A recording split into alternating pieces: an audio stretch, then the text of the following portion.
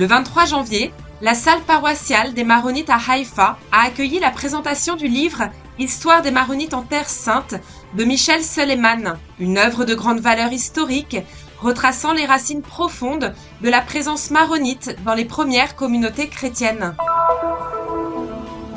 À Jérusalem, l'exposition de la reproduction du Saint-Suaire a rouvert ses portes au sein de l'Institut pontifical Notre-Dame après une période de rénovation des espaces et des supports d'information consacrés à l'une des reliques les plus importantes du christianisme.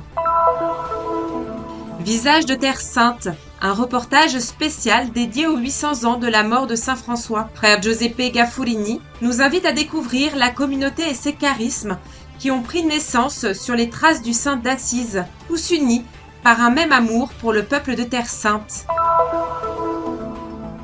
Un seul corps et un seul esprit est le thème de la semaine de prière pour l'unité des chrétiens 2026 qui se déroule à Jérusalem du 24 janvier au 1er février.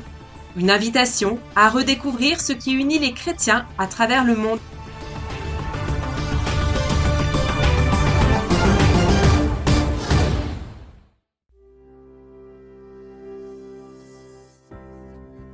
Dans une atmosphère riche sur les plans culturels et spirituels, la présentation du livre « Histoire des Maronites en Terre Sainte » de Michel Suleiman a eu lieu le 23 janvier dans la salle paroissiale des Maronites à Haïfa, sous le patronage de son Excellence Monseigneur Moussa Al-Haj.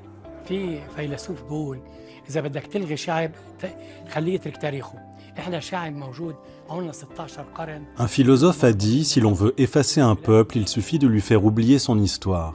Nous sommes un peuple présent depuis 16 siècles, depuis l'époque de Saint Maroun jusqu'à aujourd'hui, et notre présence en Terre Sainte remonte à 14 siècles. Personne n'a écrit sur nous auparavant, c'est pourquoi j'ai voulu mettre par écrit l'histoire concrète de ce peuple actif, plutôt que de la laisser seulement être racontée sur les réseaux sociaux ou dans les journaux. La présentation, à laquelle ont participé d'éminentes personnalités religieuses et universitaires, a débuté par un discours de bienvenue, au cours duquel a été lu le message de bénédiction du cardinal Al-Haj.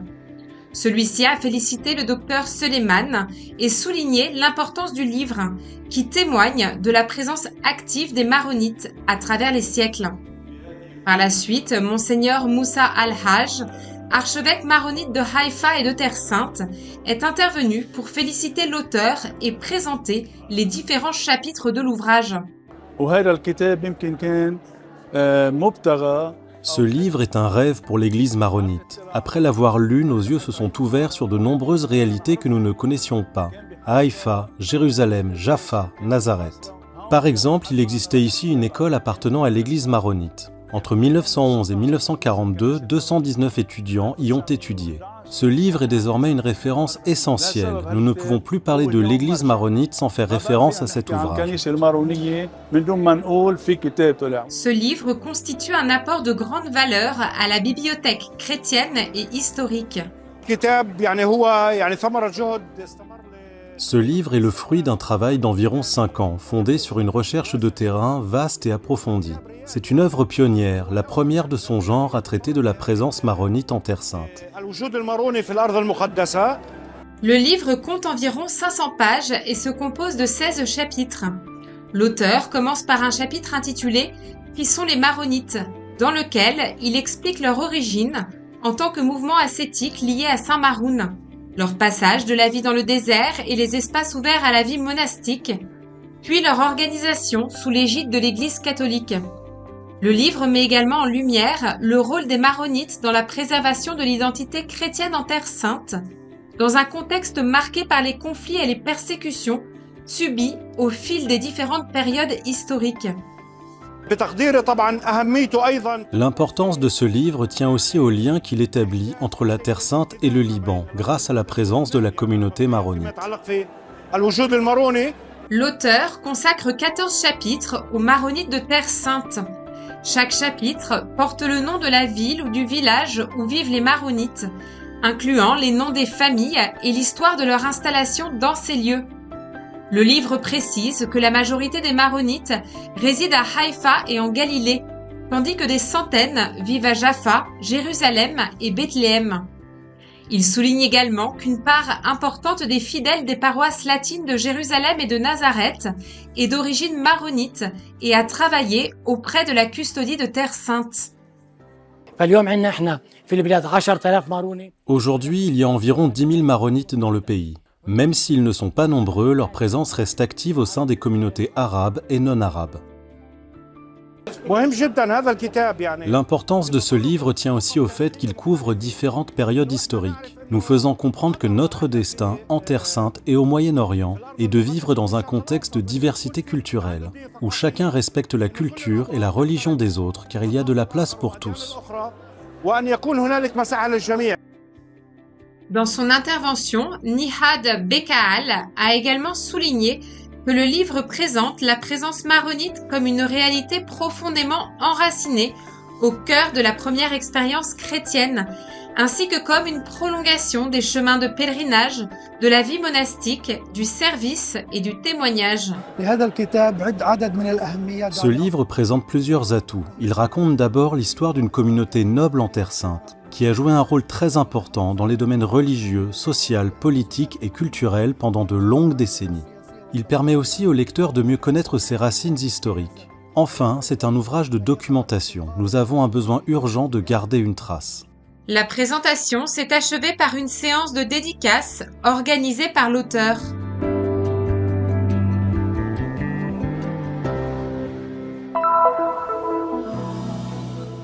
À Jérusalem, l'exposition de la reproduction du Saint-Suaire est proposée depuis 20 ans, grâce à l'engagement de l'ensemble de l'équipe de Notre-Dame et des prêtres de la congrégation des Légionnaires du Christ. Bianca Matos, responsable du projet, explique que l'espace nécessitait depuis longtemps une rénovation ainsi qu'une meilleure organisation du parcours, afin de répondre de manière adéquate aux attentes des groupes de pèlerins et des visiteurs. Les réservations, pour les groupes comme pour les visiteurs individuels, peuvent être effectuées directement sur le site internet du Notre-Dame Center Guesthouse.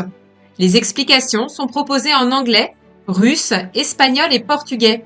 La visite dure environ 45 minutes et s'articule autour de 3 sections consacrées à l'histoire, à la science et à la foi.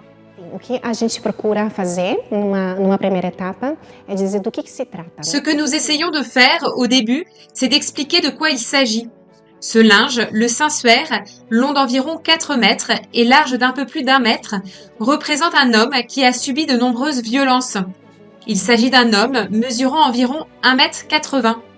Ensuite, nous parlons aussi un peu de l'histoire, du parcours de ce Saint-Suaire, des lieux où il a été conservé, de la question de savoir si son histoire a commencé ou s'est achevée ici, à Jérusalem, et des raisons pour lesquelles il se trouve aujourd'hui en Italie, à Turin. En bref, nous racontons le chemin qu'a suivi le Saint-Suaire à travers différents pays. Então, qual foi o recorrido que o Santo Sudário fez em diferentes países? La 3e section, entièrement rénovée, présente des panneaux consacrés aux études scientifiques, notamment botaniques, telles que l'analyse des pollens, du groupe sanguin, des taches et de la datation du linge. Ce qui continue de surprendre les scientifiques aujourd'hui, souligne Bianca, c'est l'image tridimensionnelle visible en détail sur les panneaux, à proximité de la sculpture en bronze installée au centre de l'exposition. Et enfin, nous nous appuyons aussi sur la Sainte Écriture, en particulier sur les passages qui racontent la Passion, la crucifixion, la flagellation et le couronnement d'épines. La salle dispose également d'un espace destiné à de petits événements. Durant le prochain carême, le frère Alessandro Caviccia, professeur au Studium Biblicum Franciscanum, proposera une réflexion approfondie sur le psaume 22 de la Sainte Écriture, en lien avec le mystère de la souffrance du Christ. À ceux qui passent par Jérusalem, à ceux qui sont en pèlerinage en ce moment et à tous ceux qui se trouvent en ville, l'invitation est de venir à l'Institut Notre-Dame pour visiter l'exposition sur le Saint-Suaire, approfondir notre histoire et celle du Saint-Suaire et surtout vivre une expérience spirituelle intense. Ce n'est pas par hasard si cette exposition se tient à Jérusalem, la ville où se sont accomplies la Passion, la mort et la résurrection de notre Seigneur. De passage à Jérusalem, un groupe venu des États-Unis organisé par le curé d'une ville du Michigan, a souhaité visiter l'exposition. Pour Luce, qui découvre la Terre Sainte pour la première fois, être ici représente la concrétisation d'un rêve. It's beautiful. It is something that I have dreamt. C'est magnifique. C'est quelque chose dont j'ai toujours rêvé. Je n'arrive même pas à bien l'expliquer. C'est comme l'avoir lu dans un livre ou dans la Bible. Et tout à coup, se retrouver exactement là où tout s'est passé. C'est profondément émouvant. Je n'arrive même pas à dire ce que je ressens. So moving. I couldn't express my feelings how.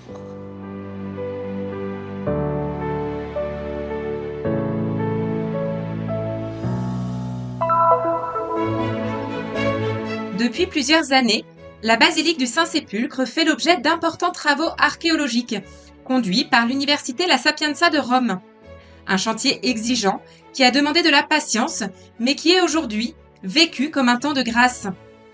Pour le frère Gaffurini, la lettre du pape Léon, publiée à l'occasion du centenaire de l'Institut pontifical d'archéologie, confirme combien le travail de fouille et la documentation archéologique sont essentiels à la connaissance et à l'approfondissement de la révélation. Quello che ci ha sorpreso e che ci è piaciuto particolarmente. Ce qui nous a particulièrement marqué et surpris, c'est qu'au cœur de cette lettre apostolique soit justement évoqué le tombeau vide de Jésus. Léon XIV affirme que la première communauté chrétienne n'a pas seulement conservé les paroles de Jésus et les écrits des évangiles, mais aussi la mémoire d'un tombeau vide. Et cela fait également partie de l'évangélisation. L'archéologie apparaît ainsi comme une mémoire au service de l'annonce de l'évangile. Parla dell'archeologia come una memoria per l'evangelizzazione. Ce temps de grâce s'inscrit dans une année toute particulière, le jubilé marquant les 800 ans de la mort de saint François. Dans le cœur du saint d'Assise brûlait un amour profond pour la Terre Sainte. À une époque marquée par les conflits, François arriva sur cette terre en homme de paix et voulut que ses frères demeurent pour garder les lieux de Jésus. Dans ce contexte, frère Gaffurini nous conduit à la rencontre de ses confrères, les frères mineurs capucins, pour connaître leur histoire et les visages de ceux qui édifient la Sainte Église par la parole et par les œuvres. Ma innanzitutto vogliamo ringraziare insieme Leone XIV per questo giubileo. Avant tout, nous souhaitons remercier ensemble le pape Léon XIV pour ce jubilé, de nouveau proclamé pour commémorer les 800 ans de saint François. Depuis près de 100 ans, vous aussi, frères mineurs capucins, vous êtes inscrits dans le sillage du cœur de François, fait d'amour pour la parole et pour les lieux saints, c'est bien cela. Da 100 anni voi siete qui. Nos premiers frères sont arrivés en 1929. C'étaient des frères français venus du Liban appelés par le patriarche de l'époque Barlassina. Ils ont répondu à cet appel avec pour objectif de construire ici une maison de formation dédiée à l'étude biblique et au service de l'église locale. Arrivés en 1929, ils furent d'abord accueillis par les frères dominicains, découvrant dès le début l'importance de l'hospitalité. Leur histoire a été marquée par les difficultés et l'attente. Le terrain acquis a d'abord été réquisitionné par les autorités britanniques, puis transformé en hôpital par l'État d'Israël. Malgré tout, la présence des frères n'a jamais faibli. Frère Enrico rappelle que frère Pasquale a joué un rôle déterminant. En 1986, il arrive avec pour objectif de récupérer la propriété et de mener à bien la mission initiale des frères.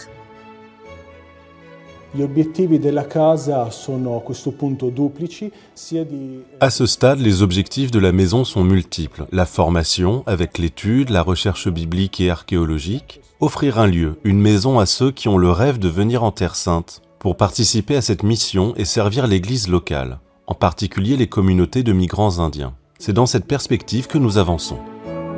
Deux frères de la grande famille franciscaine avancent ensemble, avec pour objectif de réconcilier les peuples, de prier dans les lieux saints et d'étudier la Sainte Écriture. Au fil de l'histoire, les frères ont été accueillis par d'autres ordres religieux, comme les dominicains ou les frères mineurs.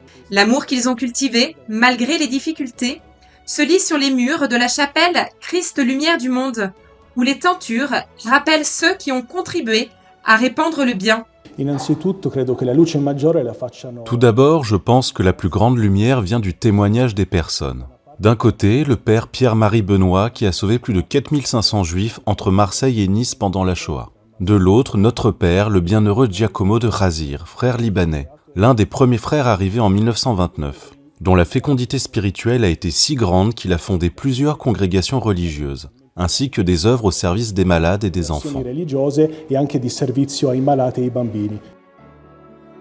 La sainteté de Saint François continue de se manifester encore aujourd'hui grâce à ses présences fidèles.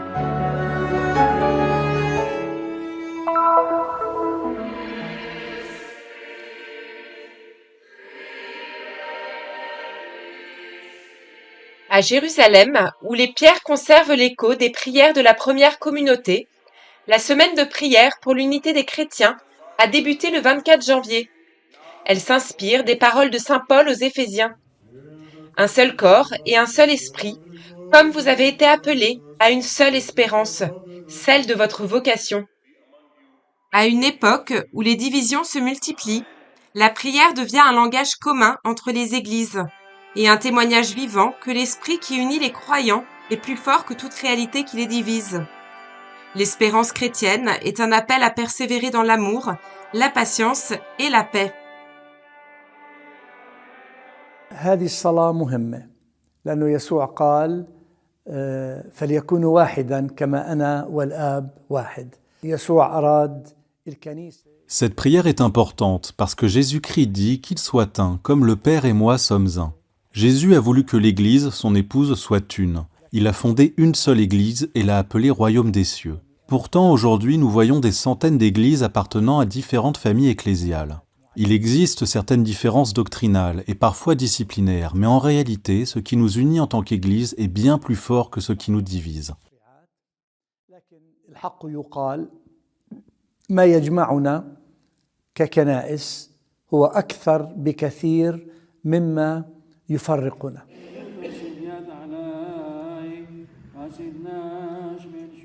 Évoquant le sens de l'heure de l'unité et face aux défis et aux difficultés qui touchent l'Église d'aujourd'hui, Monseigneur Chomali a souligné que l'unité constitue une véritable nécessité. L'Église est appelée, plus que jamais, à être un seul corps, capable de témoigner de l'amour même dans la souffrance.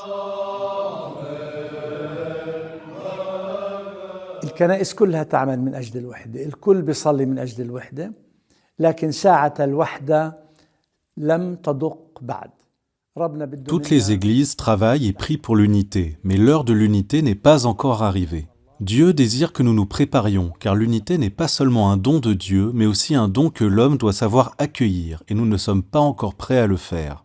Si nous nous unissions demain, tout en conservant une mentalité d'orgueil, d'égoïsme, d'entêtement, de sentiment de supériorité et de critique de l'autre, cette unité disparaîtrait dès le lendemain. Le don de Dieu doit être accueilli avec des cœurs prêts et disponibles.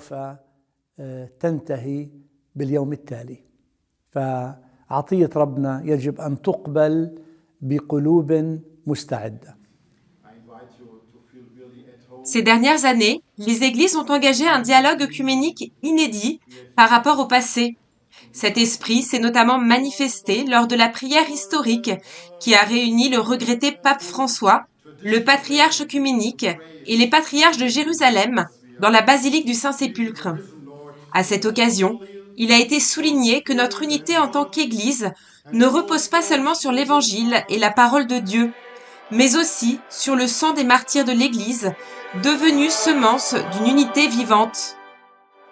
This unity is especially vital in times of uncertainty, instability and trial, such as those we are experiencing. Cette unité est particulièrement vitale en des temps d'incertitude, d'instabilité et d'épreuves comme ceux que nous traversons aujourd'hui. À Jérusalem, les églises tirent une grande force de la collaboration et de la coordination mise en place par le Conseil des patriarches et des chefs des églises de la ville. Alors que nous nous sommes unis aux chrétiens du monde entier dans la prière pour l'unité des chrétiens, nous demandons maintenant humblement à tous les chrétiens de prier pour nous, afin que l'Église de Jérusalem reste unie en ces temps difficiles et afin que les pèlerins qui arrivent dans la ville sainte puissent découvrir la beauté, la chaleur et le témoignage vivant de toutes nos églises. Who come to the holy city may encounter the beauty, warmth and living witness of all our churches.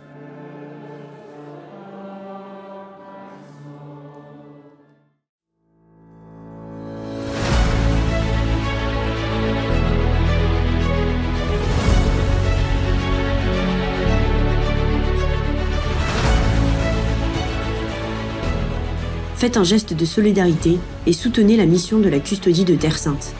Le Christian Media Center diffuse la bonne nouvelle du Christ en faisant connaître au monde la spiritualité des lieux saints et la vie des chrétiens locaux. Votre contribution nous aidera à porter toujours plus loin l'annonce du Seigneur ressuscité aux hommes et aux femmes de toutes les langues et de toutes les nations. Pour nous aider, il vous suffit de scanner ce QR code. Votre choix fait la différence.